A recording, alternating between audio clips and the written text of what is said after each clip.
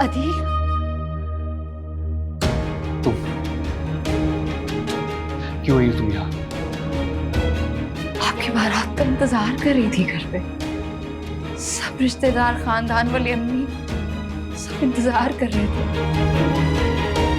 मेरी अम्मी ने अपनी जिंदगी की जमा पूंजी लगाई है मेरी शादी में। इतना बड़ा धोखा, इतना बड़ा झूठ बोलने के बाद भी तुम यहाँ आके खड़ी हुई हो और मुझसे उम्मीद करी हो कि मैं तुमसे शादी करूंगा। झूठ नहीं बोला आपसे। आप लोगों की बातों में आ गए। आपने मुझे मेरा सच जानने का मौका भी नहीं दिया, धुतकार दिया ऐसे। उसने बदतमीजी की और अभी भी वो आपको बहका रहा है। मुझे मजीद कोई और सफाई नहीं चाहिए। वो तो बहुत अच्छा हुआ मेरे दोस्तों ने पहले ही तुम्हारी हकीकत बता दी मुझे, वरना पता नहीं मैं कितने अरसे तक तुम्हारे झूठ तले जीता रहता।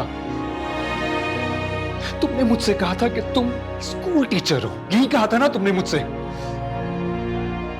लेकिन तुम एक बस होस्टेस हो और इस झूठ के साथ तुम मुझसे शादी करने चली थी। हाँ हाँ, मैं हूँ बस हॉस्टेस, हूँ मैं बस हॉस्टेस, और यही मेरा सच है क्योंकि ये मेरी जॉब है।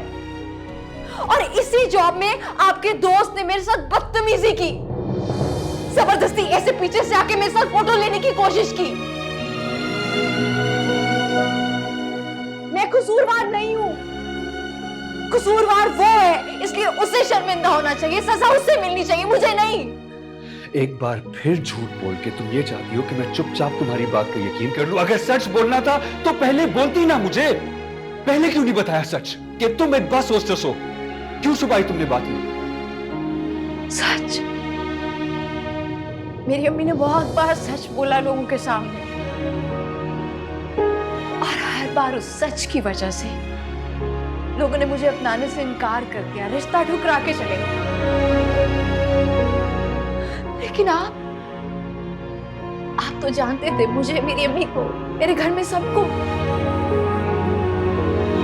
ये जॉब मेरे लिए बहुत इंपॉर्टेंट थी क्योंकि मेरे घर का खर्चा पानी, बिल, दवाइयां सब इस जॉब की वजह से चलती थी। हमारे घर में कोई मर्द नहीं था अदील, इसलिए जरूरत में मुझे ये जॉब करनी पड़ी। सोनिया, टू बी ऑनेस्ट, तुम्हारे इस झूठ के बाद मुझे अब तुम्हारी किसी बात पे यकीन नहीं है। मैं एक बार तुम्हारे हाथ बेवकूफ बन चुका हूं ना, मैं दोबारा नहीं बन सकता। अदील, मैं किसी भी सूरत तुमसे ये शादी नहीं कर सकता। मेरी बातों पे यकीन नहीं आ रहा ना आज आपको? मैं कुछ भी कह दूं, कोई भी सच्चाई बयान कर दूं, कोई दलाइल आपके सामने जच ही नहीं रहे।